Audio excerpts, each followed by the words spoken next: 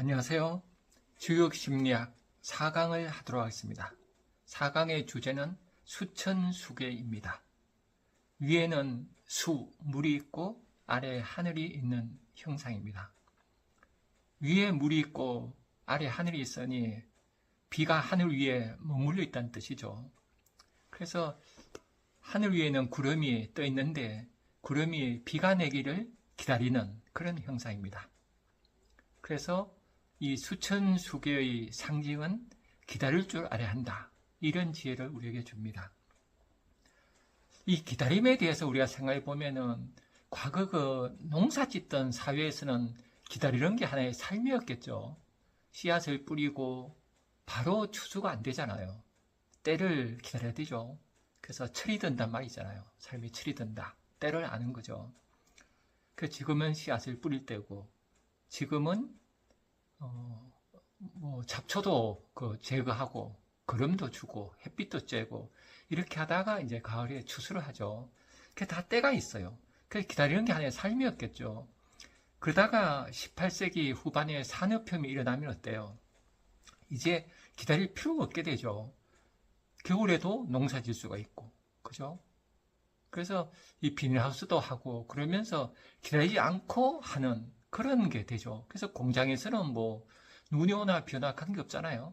그래서 인간이 이제는 어때요? 기다림보다는 일하면 할수록 생산이 늘어나요. 이런 시절이 이제 온 거예요. 산업사 이후는. 그러다 보니까 기다리지 않고 지금 바로 일해야 되는. 그래서 일을 하는 게 어떤 미덕이 되는 그런 사회가 됐죠. 그래서 우리도 그 일을 하지 않고 가만히 있으면 뭔가 시간 낭비한 것 같고 뭔가 그죠? 시간을 허비했다는 느낌 들지 않아요? 이렇게 해서 기다림을 잃어버렸죠, 현대인이. 그래서 우리는 이 수천수계가 되게 중요한 지혜를 주죠. 근데 지금 우리가 사는 인공지능 시대는 어떨까요?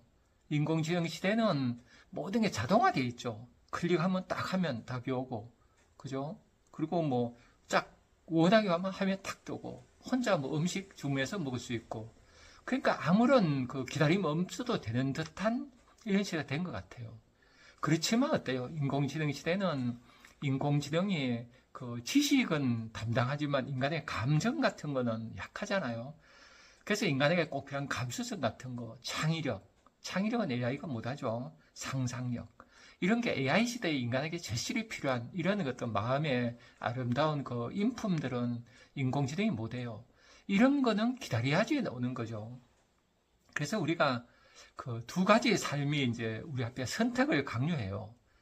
기계가 되어서 인공지능 시대에 기계처럼 살 것이냐, 아니면 삶의 주인이 되어 살 것인가. 그래서 우리가 많은 삶이 기계의 습관이 돼버려요. 이 습관이 된 삶은 그 제대로 사는 삶이 아니죠. 기계가 되는 삶이죠. 그런 시를 읽어보겠습니다. 자동 판매기 최성호. 오렌지 주스를 마신다는 게 커피가 쏟아지는 버튼을 눌러버렸다. 습관의 무서움이다. 무서운 습관이 나를 끌고 다닌다. 체면술사 같은 습관이, 명류병자 같은 나를 습관도 또 습관의 안개나로 끌고 다닌다. 정신 좀 차려야지. 고정관념으로 굳어가는 머리의 자욱한 안개를 걷으며 차린다. 이제 나는 뜻밖의 커피를 마시며 돈만 넣으면 눈에 불을 켜고 작동하는 자동 판매기를 매춘부라 불러도 되겠다. 황금교회라 불러도 되겠다. 이 자동 판매기의 돈을 걷는 포즈는 누구일까? 만약 그대가 돈의 권능을 이미 알고 있다면 그들은 돈만 넣으면 된다. 그러면 매음의 자동 판매기가 한 컵의 사카린 같은 쾌락을 주고 십작을 세운 자동 판매기는 신의 오렌지 주스를 줄 것인가? 참시 좋죠. 그러니까 습관이 나를 끌고 다니는 거. 그죠? 최성호 씨는 이 사소한 경험을 가지고 이 습관이 끌고 다니는 게 우리 사회 전체 어떤 시스템이죠. 그래서 돈만 넣으면 되는 자동 판매 같은, 그죠? 돈만 넣으면 천국도 갈 것 같은 이런 어떤 착각을 심어주잖아요, 우리 사회는. 그래서 하나의 자본주의는 청결한말 쓰잖아요. 그래서 이런 사회에 우리가 살다 보면은 자신도 모르게 습관처럼 살게 돼요. 그리고는 무지 바쁘잖아요, 습관처럼 살면은. 그게 바쁘게 사니까 되게 열정 있는 같이 이제 착각도 돼요. 그래서 많은 사람들이 이렇게 습관대로 살면서, 오늘 잘 산다고 착각을 해요. 그러나 그렇게 하면은 많은 걸 잃어버려요. 기다림에서 오는 미덕을 잃어버려요. 그래서 이 기다림이라는 건 어때요? 상상력은 할 일 없는 오후에 피어나고, 맞죠? 이 상상력이 인공지능 시대에 가장 중요하죠, 인간에게. 일반적인 지식은 인공지능이 하니까 이제 지식 외우는 거는 기계가 해요. 인간이 할 일은 상상력인데 상상력은 할 일 없는 오후에 피어나는 거예요. 할 일 없이. 그리고 감수성은 목적 없는 산책 중에 깨어난다. 그냥 무심코 걸어갈 때 번뜩이는 감수성, 창의력 이런 게 올라오죠. 뜨거운 마음 이런 게 올라와요. 그래서 이런 힘을 길러야 돼요. 평소에 기다림의 태도를 길러놔야 되죠. 그래야지 인공지능 시대에 우리가 잘 사는데, 과거 그 지식 위주 교육을 했던 우리나라는 어때요? 계속 지식으로 모든 걸 받아들여요.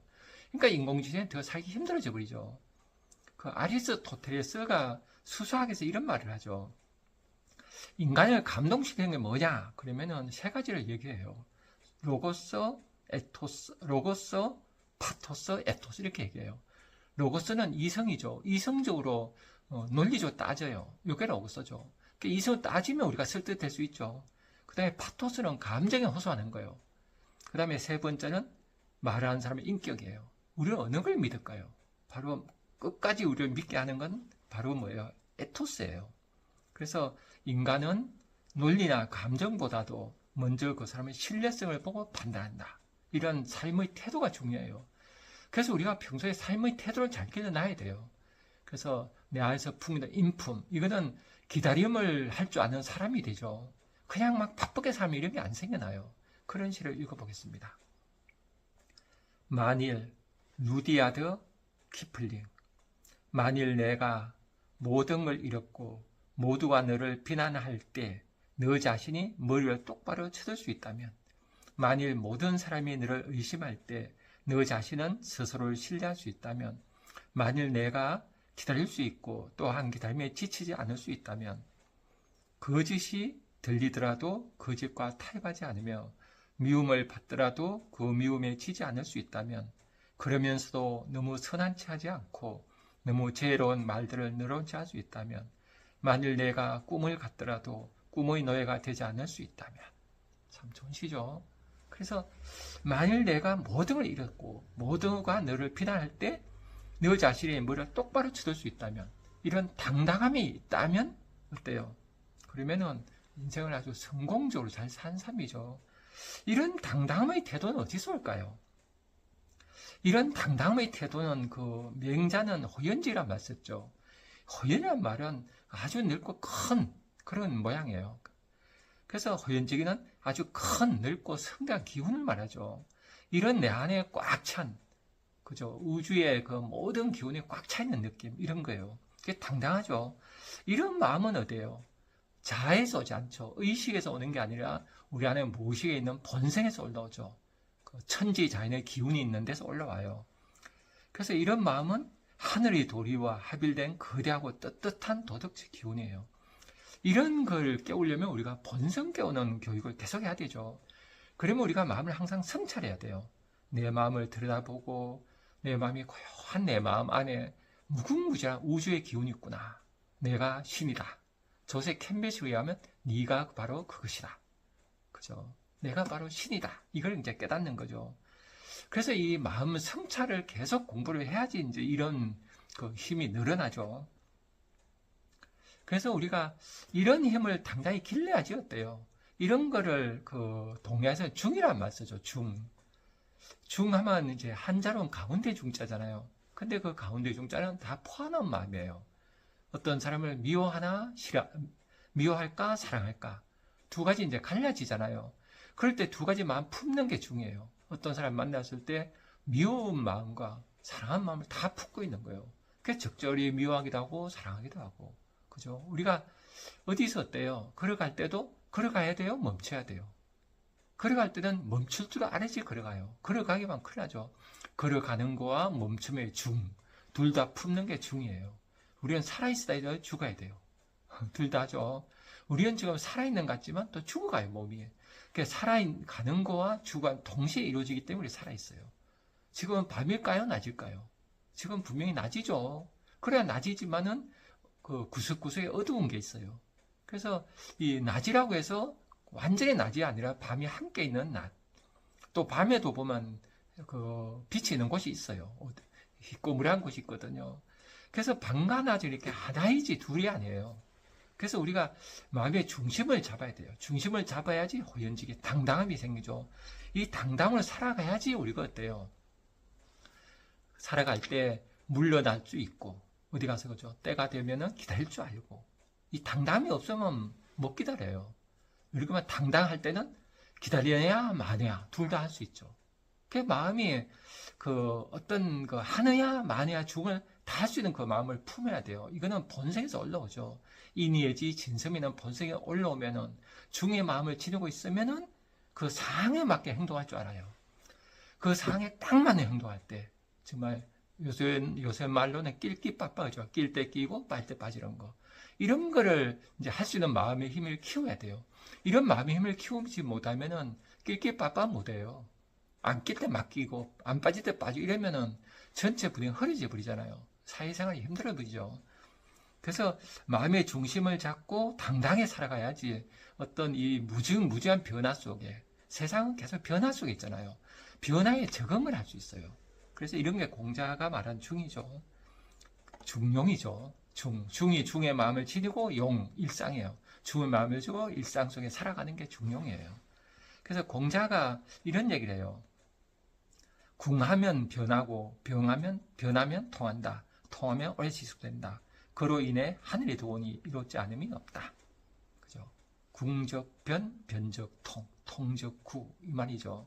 궁하면 변해야 돼요. 그래서 우리는 궁할 수 있는 게 중요해요. 궁하다는 건 이제 정말 돈이 없거나 뭐 힘이 없거나 뭐가 더 궁해지는 거예요. 근데 그 달이 차면 기울고 달이 완전히 그 기울어지면 또 차요. 겨울이 깊어지면 봄이 오거든요. 이게 우주의 원리예요. 그래서 이게 주역의 원리거든요. 그래서 우리는 그 궁해질 수 있는 거를 받아들여야 돼요. 궁해지지 않으려고 하면 안 올라와요. 그 벽에 이걸 불교식에 가면 어때요? 절벽에서 손을 놓아라 이거죠. 그래서 끝까지 가서 끝까지 가본 연습을 해야 돼요. 끝까지 갔을 때 다시 끝이 아니라 시작이라는 거. 주역도 보면 마지막 개가 그 미개잖아요. 그 아직 이루어지지 않은 거잖아요. 그러니까 모든 거는 계속 이루어지는 거예요. 그래서 이런 걸 시를 통해서 공부해보죠. 벼랑 끝으로 오라. 기욤 아프리네러. 벼랑 끝으로 오라. 그가 말했다. 무섭습니다. 그들이 말했다. 벼랑 끝으로 오라. 그가 말했다. 그들이 왔다. 그는 그들을 떠밀었다. 그리고 그들은 날았다. 좋죠. 절벽을 떠밀어 버린 거예요. 그러니까 어미새가 새끼를 절벽 아래로 떠밀었었대요. 날게 만든대잖아요. 그래서 이제 살아가죠. 사람도 똑같죠. 사람은 그 정신의 상상력이 있어요. 그래서 사람은 어떤 상황에서도 상상력을 발휘해서 살아가야 될 길을 찾아내요. 그래서 살아갈 이유를 찾거든요. 그래서 인간은 이 상상력이 굉장히 중요해요. 그죠? 절벽에 마주 선 거, 그런 상황이 왔을 때 인간은 상상력으로 날 수가 있어요. 실제 못 나는데 마음의 힘으로 날아요. 더 차원이 높아져요. 낮은 차원에서 고통스럽던 것이 높은 차원 되면 고통스럽지 않거든요. 우리가 죽는다 하면 굉장히 고통스러워요. 근데 죽음과 삶이 하나다. 생사이르다. 생과 사가 하나라는 걸 깨닫고 나면은 죽음이 두렵지 않잖아요. 그러니까 차원이 높아지면은 고통 없거든요. 그래서 절벽에 섰을 때, 죽음에 갔을 때, 거기서 부활할 수 있는 힘. 이게 인간이, 무궁무진한 인간의 정신력이죠. 그래서, 인간은 어때요? 고통을 받는데, 그건 집착해서 온다고 그러죠, 불교에서는. 어떤 게 집착하면 그것이 전부라고 생각 들어요. 우리가 길 가다가, 그죠? 나뭇가지 옷이 걸렸어요. 근데, 도깨비가 날 잡았다 생각하면 도망을 못 가요. 그래서 한 생각이 인간을 지배하거든요. 그래서 자신이 갖는 그 집착하는 어떤 생각에서 넘어서는 생각, 나를 초곡하는 거, 이걸 니체는 초인이라고 그러죠. 나를 초곡해나가는 거, 이게 중요하죠. 그래서 니체가 그런 얘기했죠. 나를 죽이지 못한 것은 나를 더 강하게 만든다. 그래서 인간은 꼭 믿어야 되는 게 인간 안에는 신성이 있는 걸 믿어야 돼요. 내가 자아가 있는데 내 안에 깊은 곳에 셀프가 있죠. 참나. 이 참나는 신성이에요. 신의 마음이죠. 그래서 이 우주와 하나, 천지하기가 연결된 하나의 마음이 우리 안에 있어요. 이거를 기독교에서는 성령이라 그러고, 불교에서는 불성 그러고, 이거를 서양에서는 로고스라 그러고, 동양에서는 본성이라 그러잖아요. 이 우주의 마음이 있어요. 그래서 우리가 조그만 위기에서는 어때요? 에고로 해결해요. 의식으로. 그럼 무궁무진한 고통이 없을 때, 끝없는 고통, 견딜 수 없는 극한의 고통이 오면은 본성이 깨어나서 해결해요. 그래서 부활해 버리죠. 그래서 밑바닥에 떨어지면 서서 올라요. 이게 이 세상의 이치죠. 그래서 우리는 한계상까지 부딪히게 하잖아요. 공부하는 분들은. 막 40일 금식하고, 그죠? 뭔가 고행을 하고, 이렇게 극한에 몰아붙이는 거는, 그랬을 때 내가 다시 거듭나는 체험을 하려고 그러죠. 그래서 우리가 평상시에 어떻게 살아야 될까요? 이렇게 고통을 피하지 말고 살아야 돼요. 작은 고통부터 이제 연습해야죠. 감기 걸리거나 이렇게 조금 고통이 왔을 때 맞이하는 연습을 해야 돼요. 연습을 하면 내 안에 깊은 무엇이 자꾸 깨어나요. 그래서 나중에는 내 본성이 내 삶을 이끌어가는 내가 살지만 내 안에 본성이 나를 통해 살아가는 그런 멋진 삶이 되죠. 이렇게 했을 때 우리는 고통이 자체가 기쁨이 되는 약강시호에만 주의상 쓰죠. 고통이 큰 만큼 기쁨도 큰 이런 삶이 되겠죠. 이렇게 됐을 때 우리는 이제 기다릴 줄 아는 인간이 되죠. 그래서 우리가 주위에 수천수개 하늘 위에 구름이 떠 있어요. 비가 아직 오지 않아요. 비가 올 때는 기다려야 돼요. 이 기다림의 미학, 기다릴 줄 아는 사람이 되려면 이런 중의 마음을 지니고 평상시에 기다릴 줄 아는 사람. 그러려면 어때요? 고통을 맞이하는 연습을 계속해야 돼요. 그래서 그 자리에 머물 수 있는 사람, 그죠? 고요히 머물 수 있는 힘을 길러야 돼요. 그래야지 기다릴 수 있지. 머리로 공부해서는 기다리지 않거든요. 막 조급해하고 그래요. 그래서 우리가 이런 본성을 깨는 마음 수양을 할 때 이 주역이 말하는 기다림을 할 수 있는 사람이 된다. 이런 주제를 공부했습니다. 또 다음 시간에 뵙겠습니다. 감사합니다.